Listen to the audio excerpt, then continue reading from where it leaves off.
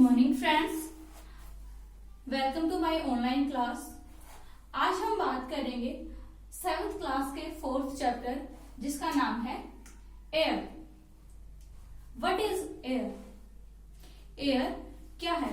हमारे चारों तरफ क्या है? हम इसे बोलते हैं atmosphere. It is the blanket of gases. ये हमारा क्या है? गैसों का एक कंबल है। बहुत सारी गैसें हैं जो हमारे चारों तरफ हमें मिलती हैं, उसको हम क्या बोलते हैं? एटमॉस्फेयर बोलते हैं, जो हमारे अर्थ को चारों तरफ से घेरे हुआ है। ठीक है, that surrounded the earth from every direction. ठीक है, तो इसी चीज को हम क्या बोलते हैं? Blanket of gases. इसी चीज को हम क्या बोलते हैं? एयर। इसी को हम एयर बोलते हैं।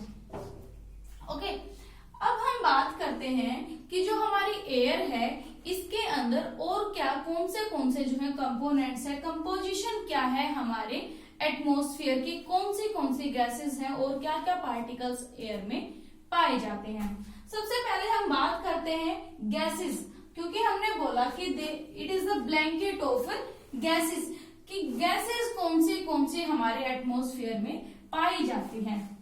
यहाँ पर सबसे ज्यादा जो गैस का पार्ट है वो है हमारा नाइट्रोजन का।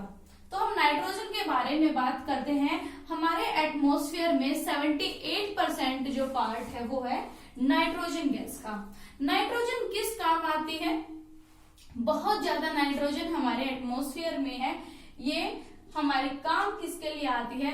पौधे जो होते हैं, प्लांट्स यूज करते हैं नाइट्रोजन का, बट डायरेक्टली नाइट्रोजन का यूज हमारे प्लांट से नहीं करते हैं, बल्कि क्या करते हैं? जो सॉइल है और प्लांट्स के जो रूट है, सॉइल के अंदर जब नाइट्रोजन मिलती है और उसके प्लांट्स के जो रूट्स होते हैं, रूट्स क्या करते हैं? उसको प्रोसेस से चेंज करके खाना बनाने के लिए, सर्वाइवल के लिए प्लांट्स के जो हमारी नाइट्रोजन है वो बहुत ही इंपॉर्टेंट है। ओके, नेक्स्ट हम बात करते हैं सेकंड, कौन सी हमारी ऐसी गैस है जो सबसे ज्यादा है? वो है आपकी ऑक्सीजन। ऑक्सीजन गैस हमारी सेकंड नंबर पे आपके एनवायरमेंट में है, जिसका 21% हमारे एनवायरमेंट में, एटमॉस्फेयर में पाया जाता है। ऑक्सीजन कौन सी गैस है? क्या इसका काम है? बहुत ही इंपॉर्टेंट गैस। किसके लिए? ह्यूमन बींग्स के लिए एंड एनिमल्स के लिए। क्यों? बिकॉज ऑक्सीजन गैस है तो ह्यूमन बींग्स और एनिमल्स जीवित है। अगर ऑक्सीजन गैस नहीं होगी तो हम जीवित नहीं रह सकते। क्यों? रीजन क्या है? क्योंकि इनहेल के लिए, ब्रीथिंग के लिए जो इंपॉर्टेंट गैस है ह्यूमन बींग्स के लिए, वो हमारी ऑक्सीजन है। ह्यूमन बींग्स क्या करते हैं? इनहेल करते हैं। इंस्पिरेशन जो सिस्टम है वो क्या करता है? आपका रेस्पिरेटरी सिस्टम इनहेल करता है ऑक्सीजन को और एक्सहेल करता है किसको? कार्बन डाइऑक्साइड गैस को। ओके, इसके बाद हमारे प्लांट्स क्या करते हैं? फिर प्लांट्स कार्बन डाइऑक्साइड गैस को इनहेल करते हैं और ऑक्सीजन गैस को एक्सहेल करते हैं, छोड़ते हैं। इस तरह से ऑक्सीजन हमारा क्या है? बहुत ही इंपॉर्टेंट है। नेक्स्ट हम बात करते हैं अपनी कार्बन डाइऑक्साइड गैस की। कार्बन डाइऑक्साइड गैस का जो पार्ट है हमारे एटमॉस्फेयर में वो कितना है? ये है आपका 0.03%। 0.03% है, लेकिन ये गैस क्या है? आपकी ओजोन गैस है, CO2। प्लांट्स क्या करते हैं? इनहेल करते हैं। और आज के टाइम पे हम क्या करते जा रहे हैं? बहुत ज्यादा पेड़ों की कटाई करते जा रहे हैं, डिफोरेस्टेशन की तरफ बढ़ रहे हैं, जिसकी वजह से कार्बन डाइऑक्साइड गैस क्या है? बढ़ रही है। क्योंकि ह्यूमन बींग्स क्या करते हैं? एक्सहेल करते हैं, छोड़ते हैं। पॉपुलेशन बढ़ती जा रही है और पेड़ क्या, प्लांट्स क्या होते जा रहे हैं? कम होते जा रहे हैं। इस वजह से कार्बन डाइऑक्साइड बढ़ती जा रही है और ऑक्सीजन की जो मात्रा है वो हमारे एटमॉस्फेयर में कम हो रही है, जिसकी वजह से ही हमारा कारण क्या बन रहा है? ओजोन डिप्लीशन का कारण बन रहा है। नेक्स्ट हमारी गैस आती है आर्गन, जिसका 0.03% है इसका। और इसके बाद दूसरी जो गैसें हैं हमारी, हीलियम है, मीथेन है, जितनी भी बाकी हमारे एटमॉस्फेयर में गैसेस हैं उनका टोटल पार्ट हमारे पास कितना है 0.04% हमारे पास उन बाकी सभी गैसेस का हिस्सा है। ये तो हमारे क्या था, कंपोजिशन था एटमॉस्फेयर का कि किस तरह से हमारा एनवायरमेंट है किन किन गैसों से मिलकर बना हुआ है।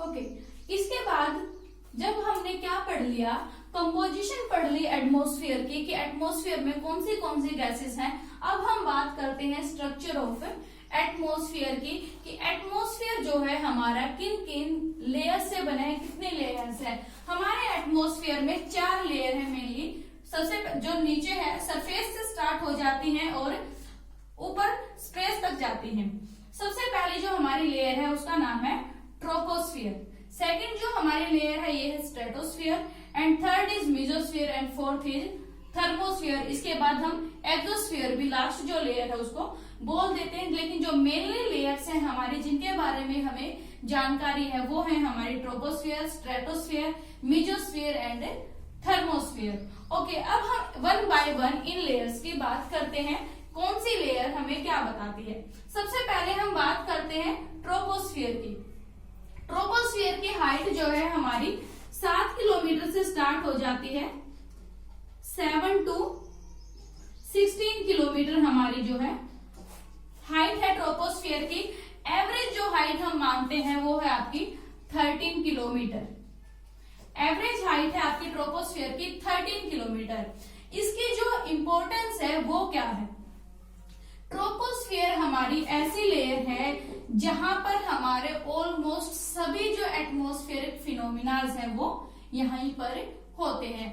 कौन से atmospheric phenomenas as like rainfall, storm, winds, circulation, जो भी हमारे फिनोमिनाज एटमॉस्फेरिक फिनोमिनाज हैं वो आपके सारे यहीं पर होते हैं।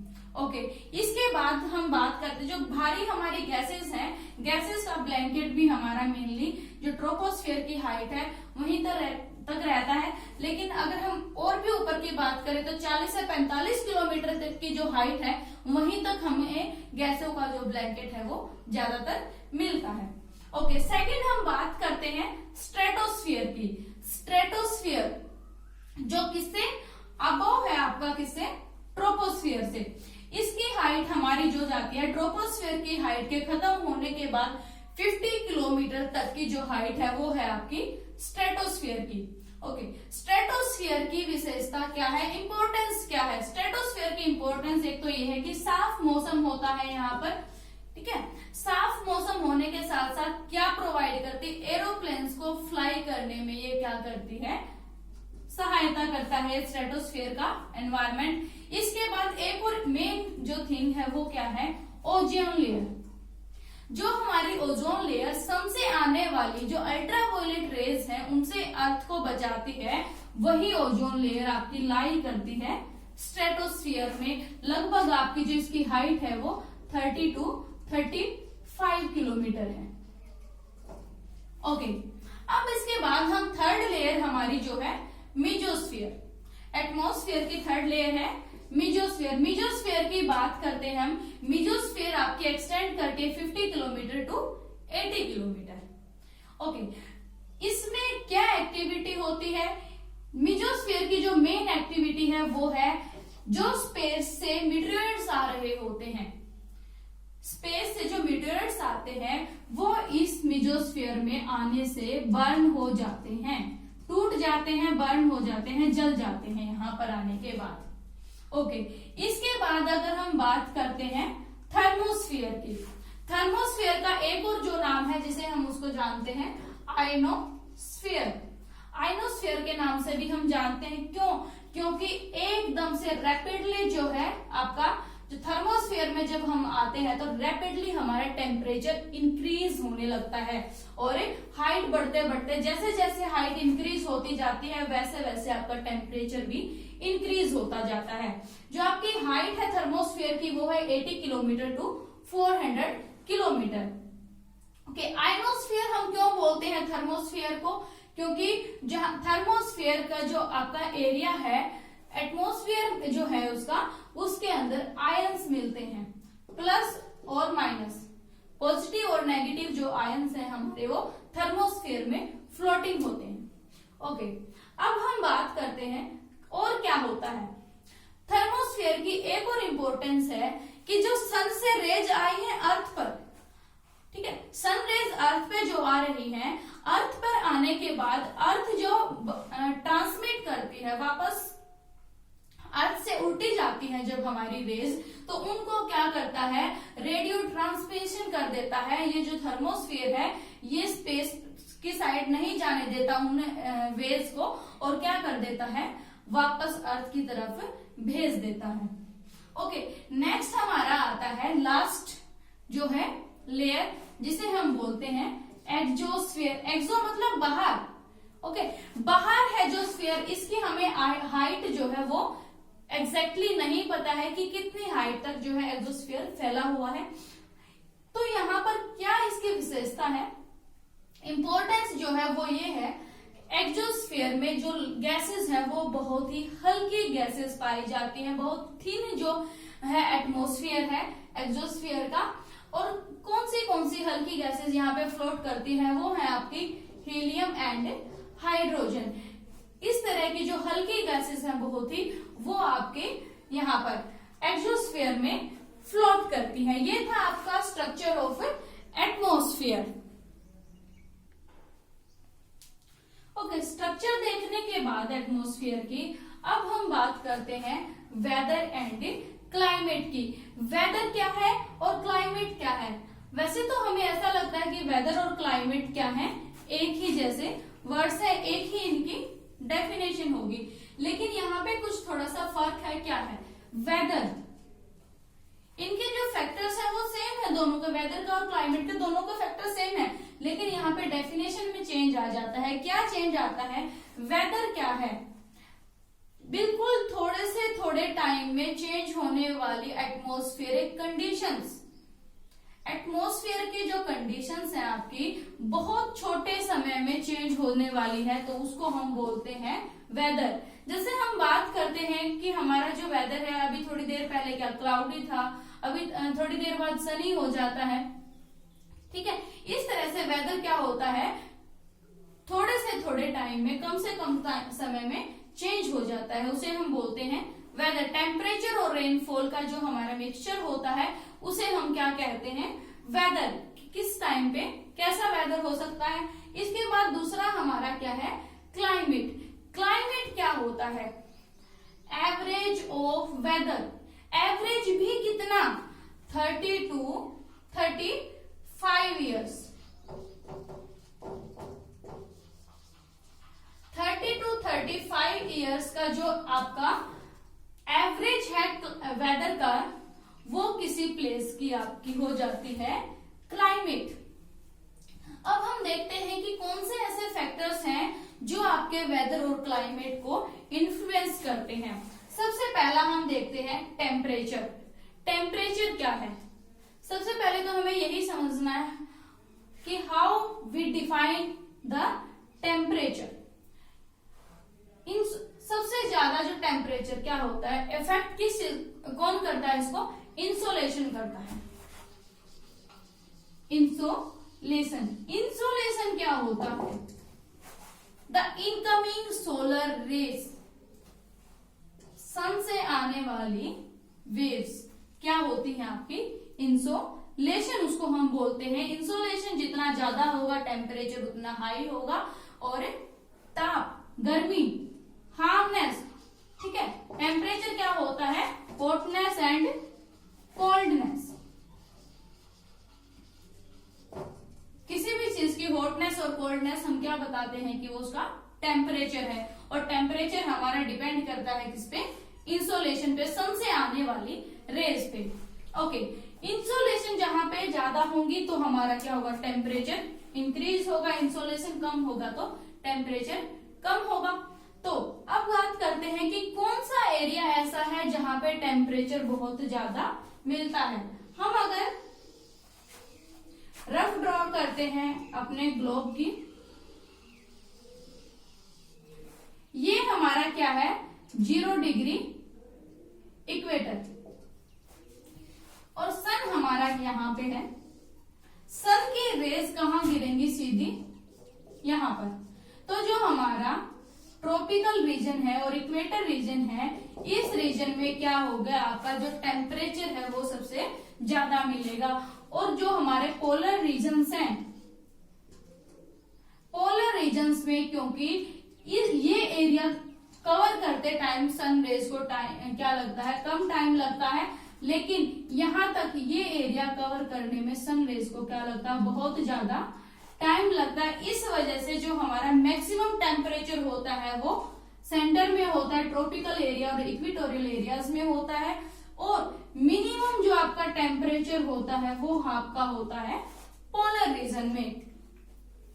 ये आपका क्या है, रीजन है किसका, टेम्परेचर हाई और लो का। इसके बाद हम बात करते हैं कि आपका जो टेम्परेचर है वो शहरों में अधिक होता है इन कंपैरिजन टू विलेज। क्यों होता है शहरों में टेम्परेचर ज्यादा, क्योंकि शहरों में हमने अभी बात की थी कार्बन डाइऑक्साइड क्या है, गैस ग्लोबल जो वार्मिंग है उसका रीजन बनती है। और वहां पर सिटीज में क्या हो रही है, बहुत ज्यादा व्हीकल्स के जो चल रहे हैं, इनकी वजह से वो क्या करते हैं, कार्बन डाइऑक्साइड गैस को छोड़ते हैं, उसकी वजह से टेम्परेचर आपका हाई हो जाता है। नेक्स्ट हम बात करते हैं अपने एयर प्रेशर की। एयर प्रेशर क्या होता है, अब हमें इस बात को सुनकर अचंभा होता है कि क्या एयर भी प्रेशर लगाते हैं, हमें तो पता ही नहीं चलता कि एयर कहाँ प्रेशर कर रही है, कहाँ किस साइड हमें प्रेस कर रही है। लेकिन एयर क्या है, हमारे एनवायरनमेंट में चारों तरफ क्या है, एयर है। तो हमें एयर क्या करती है, चारों तरफ से प्रेस करती है, इसलिए यहाँ पे क्या लगता है आपके ऊपर, सेंट्रल हो जाता है।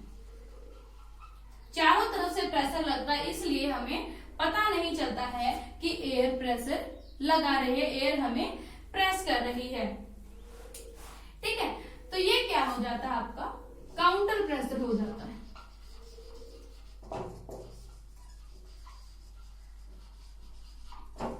ओके, तो एयर प्रेशर कैसे लगता है, एयर की मूवमेंट कैसे होती है, हमें ये देखना है। सबसे ज्यादा आपका जो एयर प्रेशर होता है वो होता है सी लेवल पे। सी लेवल पे एयर प्रेशर सबसे ज्यादा होता है। जैसे जैसे हाइट इंक्रीज होती जाती है, हाइट बढ़ती जाती है, वैसे वैसे जो एयर का प्रेशर है वो कम होता जाता है। ठीक है, और क्या करती है, जहां पर टेम्परेचर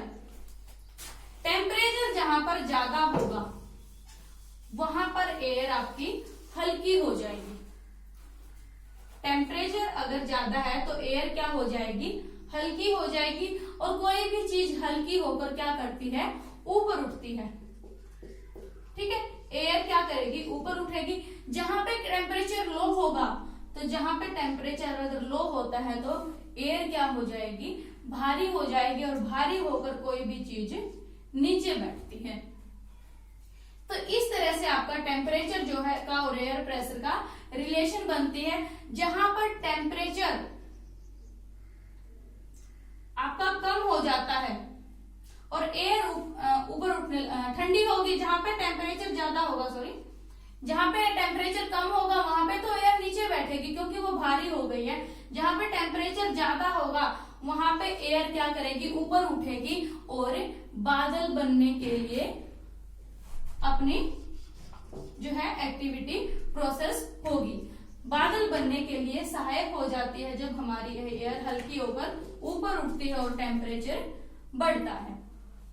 ओके, स्काई जो क्लाउड, स्काई की क्या करती है, क्लाउडी होने में ये सहायता करती है हमारा एयर प्रेशर।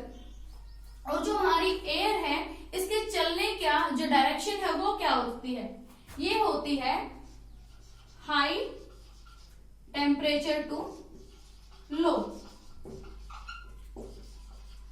टेम्परेचर। जिन एरियाज में हाई टेम्परेचर होगा वहां से उठ के जहां पे टेम्परेचर लो होगा, जिन रीजन्स में, वहां पे आपकी एयर क्या करेगी, चलेगी। इसके बाद हम बात करते हैं रेनफॉल की। रेनफॉल भी हमारा एक क्लाइमेट और वेदर के लिए इंपॉर्टेंट फैक्टर है जो इन्फ्लुएंस करता है हमारे एटमॉस्फेयर को। रेनफॉल क्या है, हमने टेम्परेचर पढ़ लिया, एयर पढ़ ली। टेम्परेचर से हमारे पास बहुत सारे रीजन है, जैसे सी है, लेक्स हैं, ठीक है, रिवर्स हैं, ओशंस हैं। तो उनसे क्या होता है, जब हमारा टेम्परेचर बढ़ रहा होता है तो टेम्परेचर बढ़ने की वजह से सी, लेक्स, जो भी वाटर बॉडीज है, मतलब वहां से क्या होगा, वाटर इवेपोरेट होगा। इवेपोरेट होने से क्या बनेंगे, बादल बनेंगे। बादल बनने के बाद छोटी छोटी वो बूंदों में प्रेसिपिटेट हो जाएंगे, और प्रेसिपिटेट होने के बाद छोटी छोटी जो बूंदे, जब बादल के पास क्या हो जाता है, भारी हो जाता है बादल, जब उसके पास और जो वाटर है गेन करने की कैपेसिटी नहीं रह जाती, क्वांटिटी जो है उसकी फुल हो जाती है वाटर गेन करने की, उस टाइम पे बादल क्या करता है, छोटी छोटी बूंदों में पानी को अर्थ सरफेस पे गिराता है। और इस छोटी छोटी बूंदों का आना ही क्या, जिसको हम क्या बोलते हैं, रेनफॉल बोलते हैं। जब इस रेनफॉल ही ऐसा एक आपका तरीका है जिससे अर्थ दोबारा से आपकी क्या करती है, वाटर को गेन करती है। ये तो हमारे थे फैक्टर इन्फ्लुएंस करने वाले वेदर को। लास्ट हमारा क्या है, विंड। विंड क्या होती है, हमने एक पढ़ा एयर, दूसरा हम बोल रहे हैं विंड। एयर में और विंड में क्या डिफरेंस है। जिस तरह क्लाइमेट और वेदर हमें एक जैसे दिख रहे थे, उसी तरह हमें विंड और एयर भी एक जैसे ही दिख रहे हैं। लेकिन एयर तो क्या है, हमारे एटमॉस्फेयर में चारों तरफ हमेशा रहती है। लेकिन विंड क्या होती है, हवा। हवा क्या होती है, जब एयर मूवमेंट करती है, ब्लो करती है, मूवमेंट, व्हेन एयर मूवमेंट, जब एयर की मूवमेंट होती है तो उस मूवमेंट, एयर की मूवमेंट को हम क्या बोलते हैं, विंड बोलते हैं। चलती हुई हवा को हम, चलती हुई वायु को हम हवा बोलते हैं। This is the way. अब हम इसके बाद देखेंगे कि हमारी जो रेनफॉल होती है वो कितने टाइप की होती है। रेनफॉल भी हमारी 3 टाइप से होती है। हमारी जो रेनफॉल है वो 3 टाइप की है। सबसे पहली साइक्लोनिक रेनफॉल, दूसरी है आपकी ओरोग्राफिक रेनफॉल, और थर्ड है आपकी कन्वेक्शनल रेनफॉल। सबसे पहले हम साइक्लोनिक रेनफॉल की बात करते हैं। साइक्लोनिक रेनफॉल में क्या होता है, यहाँ पर आपकी क्या होती है, एक साइड से जो आपकी रेनफॉल हवा है, गर्म है, और दूसरी साइड से ठंडी हवा जो है आपकी आ रही होती है। तो गर्म और ठंडी हवा क्या करते हैं, साइक्लोन की फॉर्मेशन करते हैं, और बीच में जो है सेंटर में आपकी आई बन जाती है, जिसकी वजह से आपकी रेनफॉल होती है, उसको हम बोलते हैं साइक्लोनिक रेनफॉल। दूसरी है हमारी ओरोग्राफिक रेनफॉल। ओरोग्राफी हम बोलते हैं जो हमारी माउंटेन की स्टडी होती है उसको। इसका मतलब क्या हुआ, ये हमारी माउंटेन है, ठीक है। एयर क्या करेगी, गर्म होकर ऊपर उठेगी। अगर गर्म होकर एयर उठेगी और उसके रास्ते में क्या आ जाती है, आपकी माउंटेन आ जाती है, तो जो भारी हो रखी है वो ऊपर उठ के क्या कहते हैं, पानी को लेकर वो ऊपर उठ रही है, और वो ऊपर जाते जाते भारी हो रही है। तो वो बादल अगर आपके यहाँ पर माउंटेन से टकरा जाते हैं, तब क्या होगी, वो बारिश सारी की सारी इसी साइड हो जाती है, और इसके दूसरी साइड जो है, चट्टान के दूसरी साइड बारिश नहीं जा पाती है। इसे हम बोलते हैं ओरोग्राफिक रेनफॉल। तीसरा हमारी आती है कन्वेंशनल रेनफॉल। कन्वेंशनल रेनफॉल क्या होती है, देखो, कन्वेंशनल जो करंट होते हैं हमारे, जिससे पानी से यहां से उठता है, हवा बहुत ही गर्म हो रही होती है, गर्म हवा ही के कारण जब हमारा टेम्परेचर क्या हो जाता है, चारों तरफ से गर्म हो जाता है एटमॉस्फेयर, और जो एयर प्रेशर है वो कम हो जाता है, उस टाइम पे जो बारिश होती है उसको हम बोलते हैं कन्वेक्शनल रेनफॉल। ओके, इसी तरह से हमारी विंड भी जो है वो 3 टाइप की है। हवाएं जो चलती हैं वो भी 3 टाइप से चलती हैं। सबसे पहली जो हमारी विंड है वो है परमानेंट विंड। परमानेंट वर्ड से ही हमें पता चल रहा है जो विंड्स, जो हवाएं पूरे साल क्या करती है, कॉन्स्टेंटली चलती रहती हैं। इनमें आपकी ट्रेड विंड्स हैं, ईस्टर्लीज हैं एंड वेस्टर्लीज हैं। ईस्टर्लीज जो हवाएं आपकी ईस्ट साइड से चलती हैं, ईस्टर्लीज हैं। जो वेस्ट साइड से चलती हैं वो आपकी वेस्टर्लीज हैं। ट्रेड विंड आपकी चलती है 40 डिग्री लैटिट्यूड पे, ठीक है, 40 से 60 डिग्री तक इन दोनों के बीच में चलती हैं आपकी ट्रेड विंड्स। इसके बाद हम सेकंड की बात करते हैं, सीजनल विंड्स। जो हवाएं अकॉर्डिंग टू सीजन चलती हैं, ये पूरा साल नहीं चलती रहती, उनको हम बोलते हैं सीजनल विंड्स। एग्जाम्पल अगर हम देखें तो मॉनसून विंड्स, जब हम क्या बोलते हैं, जब बारिश आ रही होती है तो बारिश के टाइम पे हमारे यहाँ मई से जब अगस्त तक का जो टाइम होता है, उस टाइम पे जो हवाएं चलती हैं उनको हम बोलते हैं मानसून विंड्स। ओके, नेक्स्ट हमारा थर्ड है क्या, लोकल विंड्स। लोकल विंड मतलब हमने नाम रख दिए हैं हवाओं के अलग अलग, लोकल एरिया के अकॉर्डिंग अलग अलग नाम रख दिए हैं। उन विंड्स को क्या बोलते हैं, जो किसी एक प्लेस के लिए हम नाम लेते हैं, उन हवाओं को बोलते हैं लोकल विंड्स। जैसे भारत और पाकिस्तान की हम बात करते हैं तो गर्मी में चलने वाली जो गर्म हवाएं हैं भारत और पाकिस्तान में, उनको लू बोलते हैं। इसी तरह से सिनुक है आपकी, एम्स्टर्डम है, ये इस तरह की आपकी क्या है, विंड्स। तो इस तरह से हमारा चैप्टर जो है 7th क्लास का 4th चैप्टर एयर यहीं पे कंप्लीट होता है। ठीक है, बने रहिए मेरे साथ इसी तरह ऑनलाइन क्लासेस में। Thank you and have a nice day.